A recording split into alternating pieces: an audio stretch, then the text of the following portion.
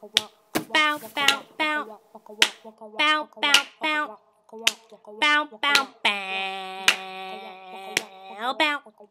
Bow, bow, bow.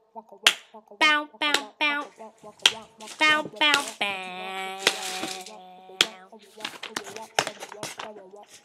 Welcome to the first edition of the Chocolate Report, where we give you chocolate news straight up, no chaser. You could have been anywhere in the world, but you're here with me, Jackson. Z Jackson. And I thank you for tuning in. First up on chocolate news.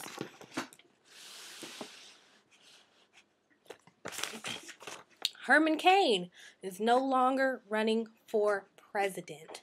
Unless you've been living under a rock, you'd know that the once presidential hopeful chocolate dream of the GOP, Herman Cain, has gotten himself into some hot water with a few vanilla jump-offs.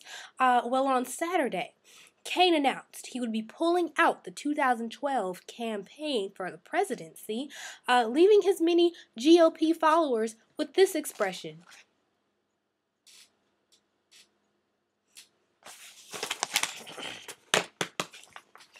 But don't worry, Herman Cain-nians.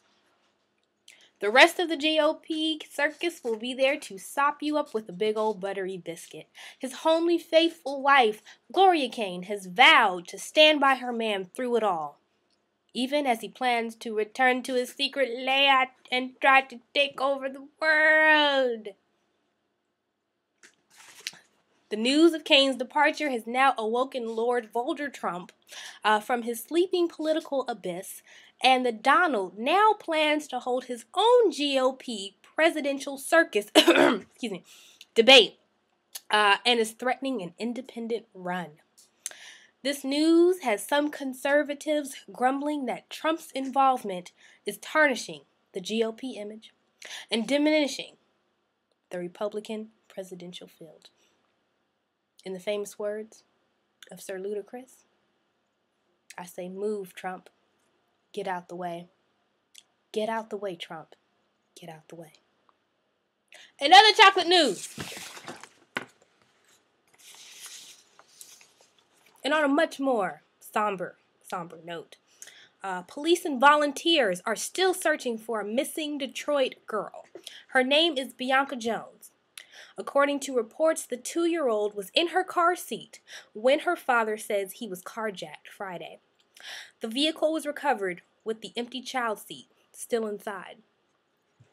But the situation seems a little shady, with reports claiming that Detroit Police Chief Ralph Godbee said Sunday investigators were questioning the truthfulness of her father, DeAndre Lane's story, after he failed a polygraph test about the incident.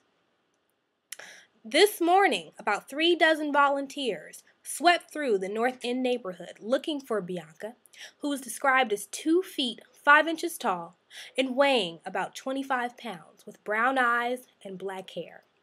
We all here at the Chocolate Report are praying for her safe return home. In other chocolate news, FAMU's Marching 100 has been suspended from performing until the investigation into Robert Champion's death is complete.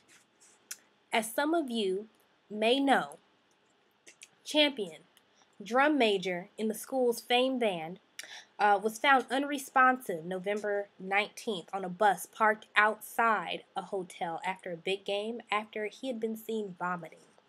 A criminal investigation had been launched after allegations of hazing arose. Since that time, a dark cloud has been cast over the historically black institution that once prided itself on its show-stopping band.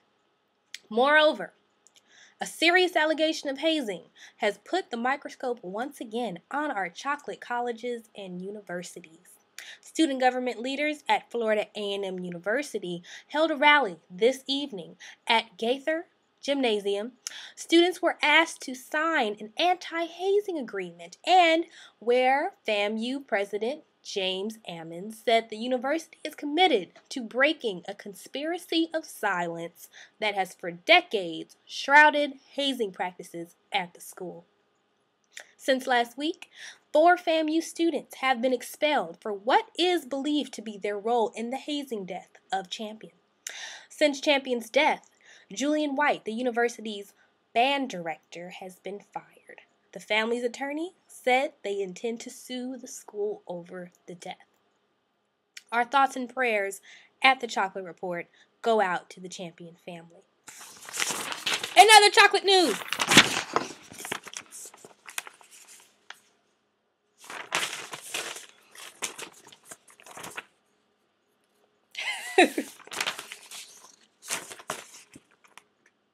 Bishop Eddie Longstroke steps down / around to work on marriage.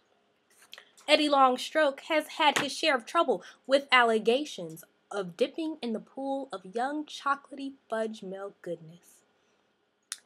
That's just nasty. Who writes this stuff? Anywho, supposedly, the long-standing scandal at megachurch New Birth Missionary Baptist Church has taken its toll on the missus. On Friday, Vanessa Long reportedly released a statement saying that she was filing for divorce from Eddie Longstroke after the two had been separated for some time. Now, we all speculate that she was tired of Longstroke stealing her spandex tops and biker shorts and wearing them to take pictures for bathroom photo shoots. But hold up! Just as we were ready to give Mrs. Longstroke a "you go girl, waiting to exhale" moment, another statement was issued from the church on her behalf, saying that she had a change of heart and would withdraw the petition for divorce. Well, by day's end, Vanessa Long's lawyers issued a statement saying that the divorce was still on. I'm sure this isn't the first time people have gotten mixed signals from Eddie Longstroke and his crew. In fact, a large question still remains as to whether he is stepping down, aside, around his position as the head pastor of New Birth, and as to what the next step is for the megachurch's future, with its reputation battered and membership declining. However, the biggest question still remains. The biggest question of all questionable questions. Will Eddie Longstroke ever retire that damn Soul Glow hairpiece that has been winking at us for the last year or so? We know it's not yours. We know. We know.